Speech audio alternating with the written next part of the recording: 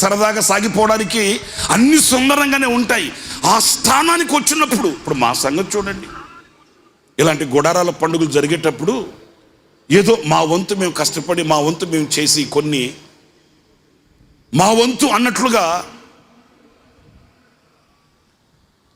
కొన్నిట్లు చేసి మురిసిపోయే వాళ్ళమే.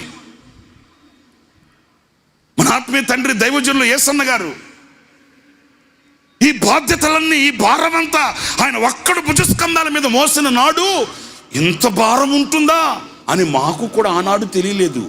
ఈనాడు తెలిసి వచ్చింది.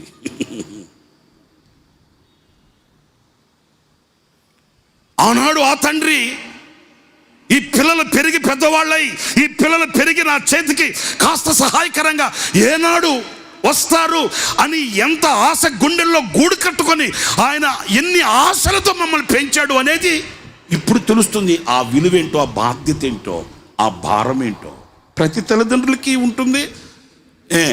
ఆ భారం తెలియాలంటే ఆ స్థానానికి మనం ఎక్కి రావాలండి.